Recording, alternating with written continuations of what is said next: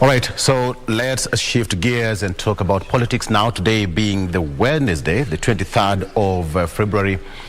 All eyes are on the mountain. The president is heading there. It's been said all over again, but then we have to make sense of what's going to happen there in Sagana, the pronouncements and the declarations that will be happening there. 10,000, 6,000, thereabout delegates to attend today, and the president is facing the mountain, quite literally, so to speak. And in studio, I have Dr. Rotich to help me unpack that. And just remember that we have our reporter, that is Curia, and the entire crew down there in Sagana. We will be joining them. Actually, they'll be joining us later on in the program so that we can understand what's happening on the ground. Meanwhile, first things first, Dr. welcome. Thank you so much, Oloo. Karibu. Make our pleasure. We have got different newspapers here. On the front page of the Standard, it says, what's on the front page there? What's the front page? Just go ahead. Just read it. Which way Mount Kenya asked Uhuru to spill the beans? I think, although, this is a very interesting, actually, topic. Yes. To me, I would rather buy the idea that the Daily Nation is bringing out. We will have it later on. As this one says, Oloo, spilling the beans means, by the take of how what we have been hearing of late, is that His Excellency, the President, will tell the Mount Kenya people why they parted ways with His Excellency, the Deputy President. Actually, that is actually the spilling the beans, because this is something that has remained, within the, Kenyans casing what may have actually transpired between the two great men of this republic. That at the time when his deputy needed him most is the time when he deserted him. So you'll have to give reasons why he has done so. All right. But is it going to be spilling the beans the way it is, because the president is now facing the mountain, to drum up support and whip members, the Jubilee team in Mount Kenya? I think, Oloo, what we should know, the president has already pronounced his directions that he is going to support Right Honorable Raila Odinga in the coming race, or in the current race of the presidency of the Republic of Kenya. Yes. And in that case, it is no longer a big news that is going to pronounce that one, because the Kenyans are already aware that His Excellency is going to support the Right Honorable Raila Odinga. But something that is being awaited for Oloo so much is when the president will hit the ground personally to campaign for Right Honorable Raila Odinga. That is something that has to be... that today is going to be the beginning of that. Yes. So, and that is something that Kenyans are actually waiting on. And the most difficult thing that His Excellency is facing is that he has the Constitution in the right hand, and at the left hand he has his political ambition to carry about. Yes. And in this case, constitutionally, although the president is the custodian of our constitution, is actually the symbol of unity of the Kenyans at large, and is the president of the Republic of Kenya. Yes. So when you talk about going to a small group or team or a section of the Kenyan people to pronounce he's actually, taking a position about who will inherit him, that will really be a very difficult situation that he's actually putting himself. Because in this case, he has to come very clearly why he's supporting Right Honorable Raila Odinga. And you see again, although you must also look at the timing itself. You see, he has come a long way. And since 2018, when the handshake actually took place, you remember, although, that things have not been going well between His Excellency and the Deputy President. Yes. And many Kenyans have been asking as to what really transpired between them. And in this case, it was very visible from after 2018 handshake that His Excellency was parting ways with this deputy. Yeah. So it is now a reality that it is coming very open that His Excellency is going to support Right Honorable Raila Odinga. Why? The reasons why he is actually going to support Right Honorable Raila is actually something that we are actually waiting to see when he will talk to Mount Kenya. At the end of the day, he's a politician, and he said that he has a vote, and that one vote counts, so to speak. Let's bring in Hamisi Mboga from Mombasa, joining me via Zoom. Hamisi, good morning. Good morning, Vic. How are you? Fantastic, fantastic. We are discussing what's on the front page of the Daily, the Standard here, and the front page says that, let me just have that paper. It says that which way Mount Kenya as Uhuru to spill the beans. What do you make of that, Hamisi? Well, my perception and my looking at the political situation is that he has a right to do it, and he has a right to guide his people. He's the leader of the Jubilee Party.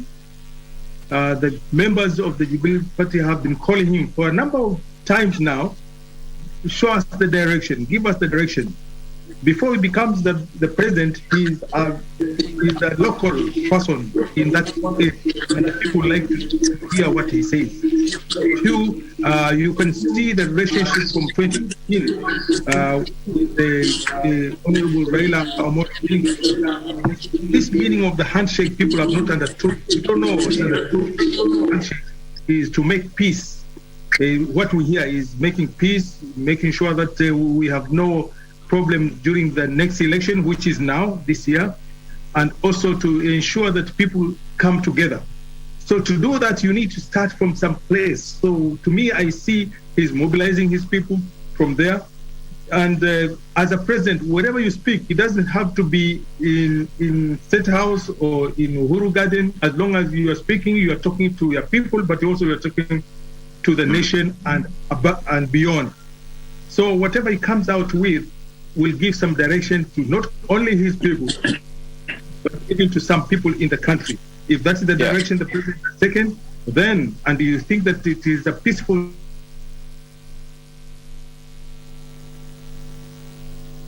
about people's sustainability, I think people will follow. So he will. Much as you said that people will follow. Direction. Yes. Hamisi, Dr. says that it's quite not so good for the president to face a certain group of people, all right, to make his declaration. But this is a delegation from the mountain, and we've seen most people do delegations. This is the third time the president is going to Sagana. Actually, it's now been christened as Sagana 3. Is it just a group of people, or how important is this meeting? And let me answer you while contributing. It's 5 months to the general election. When you want to start something, you start from home. So if it was only a month to the election, we say he was talking to his people only. But now he's beginning. Yesterday, he was meeting a number of people from Tanariva, from Isiolo, and from Marsabit. So it may not be the only group that he's meeting. But that group wanted, if you have been here with us, that group has been asking for direction, and they said, tell us. Instead of telling one by one, he's saying, get a group, I'll make my proposition. 2, he's talking to his party. So his party in that region, so he can be able to guide them. So I see no problem as to what he's saying, but we see the direction, and that will be a political move. And whoever is opposed to that may have a different strategy, but we see that one. And also, because of what is happening, people have been asking, some people are coming to tell us here, you have not spoken. So he's now going to speak. So some people have gone to his area and they have spoken. So he's also getting that responsibility of speaking. So let's hear. In fact, the best thing is after this, analyze the direction of the political setup in Kenya. We see the movements, because people are expecting quite a number of movements shifting from this side to that side. We see alignment. We see coalitions. So, and beginning from 25th onward, the coalitions will have some shape. The NDC happening on 25th and 26th at the KICC. Yes. All right. Just to bring in Dr. here now. Dr. You've been answered. The president had to go back home. You see, Oloo, I think what I'm trying to analyze, Oloo, is how the president will practically approach up the whole thing without necessarily compromising on the constitution. Yes. You see, he has to provide Kenyans. How will he compromise the constitution? No, what I'm saying, with him, he has finished his term. He's in his final tenure.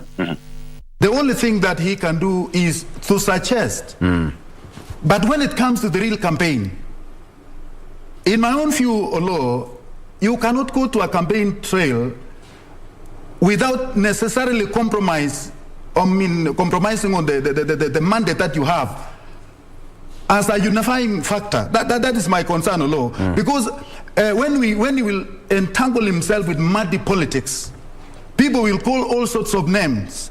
And he's calling all sorts of names to a constitutionally we are talking about the presidency, which according to our constitution is a sanctity, it is a unifying factor. It is the direction where Kenyans believe in. Yeah. We are talking about the executives, which in itself is the custodian of the law and order. So in this case, when you talk of proposing a direction, because I don't think it will unajua we are known to the position of the executive giving directives on what should be done. So the same directives, how will he approach up the whole scenario of taking side without necessarily compromising on the uniting factor that is provided by the constitution? We all remember that the president is also a politician. He's also a politician. Let me tell you, Oloo, yes. I think I know he is a politician, but he's the chief executive of the land, as it is now. Until he hands over that sword, that symbol of power, is still is everything that we have in this country. Yes. He's our president, he's our unifying factor, he's the face of Kenya. So, when you talk about the constitutional rights, he's the one who protects and upholds the constitution. How will he actually execute the political partisanship without necessarily compromising on his position as a president? That is my take. How will it be implementable? So in this case, I think it would have been even more better for him to use proxies or defend the process than participating openly in the campaign trail, that muddy environment. What I'm looking at it, Oloo, is that you see, when you look at the president, you see the sanctity of the land. You see the unity of the land. The moment the president takes sides, even the lineup of the government machineries will take side. What will be the other side of the divide do? Okay. Even after this, if election will be done today, and you yourself, instead of you being the overseer of the smooth process of the election process, so you want, and also, making sure that the constitution has been applied to the letter.